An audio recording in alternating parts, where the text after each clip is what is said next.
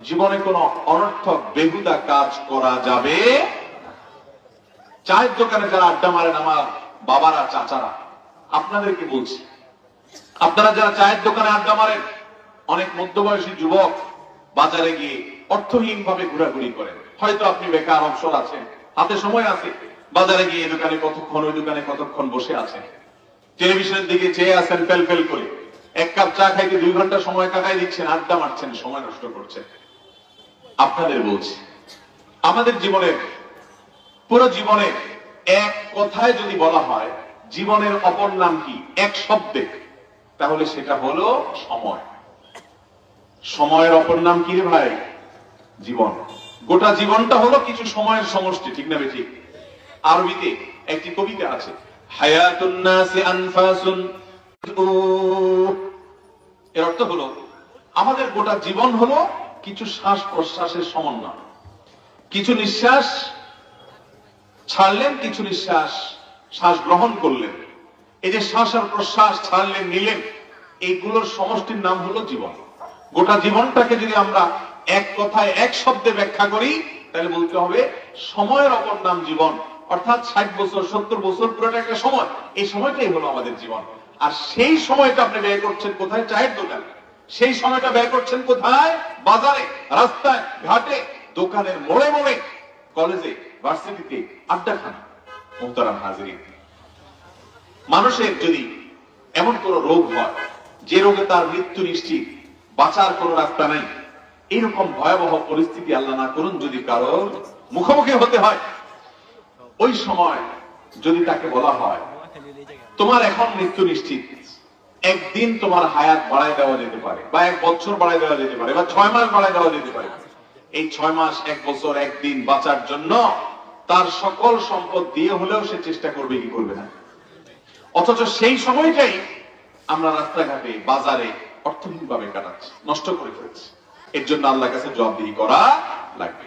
মনে রাখবেন, যারা চায়ের দোকানে, বাজারে এইভাবে সময় নষ্ট করছেন, কিয়ামতের ময়দানে এই সময়গুলোতে আপনি কি করেছেন? আল্লাহ আপনাকে একটা সময় দিয়েছেন, এই সময়ের মধ্যে আপনি একবার সুবহানাল্লাহ বললে আপনার একটা আমলনামায় সওয়াব লেখা হতো, একবার আলহামদুলিল্লাহ বললে মিজানের পাল্লাকে পরিপূর্ণ করতে সওয়াব দিয়ে আপনি এই সময়টাতে আপনার কোন পছন্দের মানুষ, ভালোবাসার মানুষ, আপনার মা, আপনার বাবা, আপনার স্ত্রী, তার দিকে তাকিয়ে একটু হাসি মুখে কথা বললেও আপনি সওয়াব পেতেন।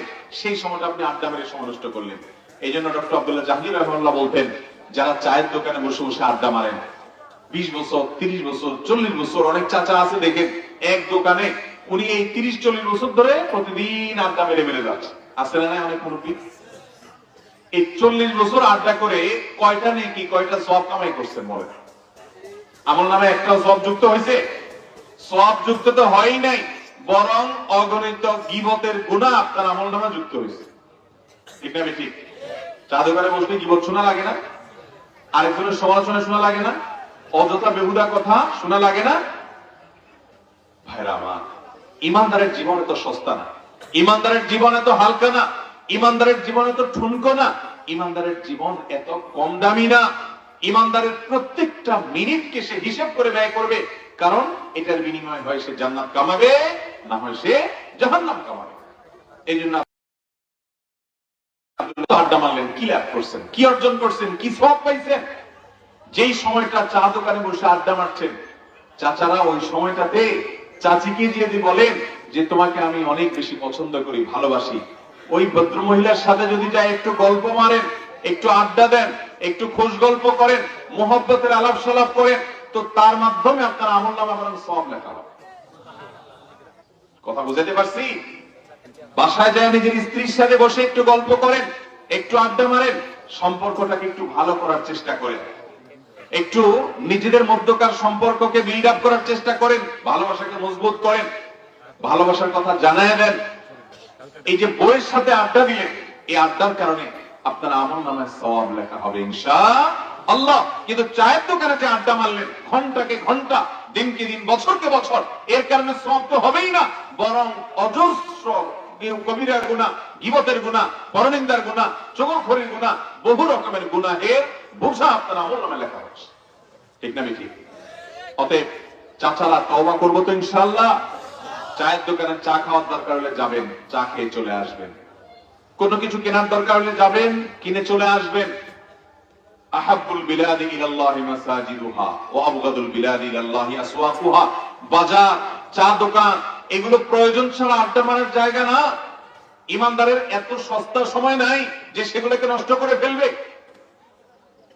জান্নাতীরা যখন জান্নাতে যাবে, আল্লাহ যখন জান্নাত দিবেন, একজন জান্নাতীকে তার মর্যাদা যখন আল্লাহ তাআলা বৃদ্ধি করে দিবেন, সে যখন জানতে পারবে যে শুধুমাত্র একবার সুবহানাল্লাহ তার চাইতে নিচের ক্লাসের জান্নাতীর চাইতে তার বেশি ছিল আমলনামা, বাকি সবকিছু সমান, শুধু একবার তাসবিহটা বেশি, আল্লাহর পবিত্রতা বর্ণনাটা বেশি করেছেন, এই একটি বার আল্লাহর পবিত্রতা বেশি বর্ণনা করার কারণে তার বিনিময়ে আল্লাহ রাব্বুল আলামিন তাকে যেই পরিমাণ সওয়াব দিবেন, যেই পরিমাণ মর্যাদা দিবেন জান্নাতে, শুধুমাত্র সেটা দেখে তিনি আশ্চর্য হয়ে আফসোস করবেন যে হায়, আমার জীবনে সুবহানাল্লাহ বলার মতো কত অজস্র সেকেন্ড আমি নষ্ট করে ফেলেছি রাস্তাঘাটে।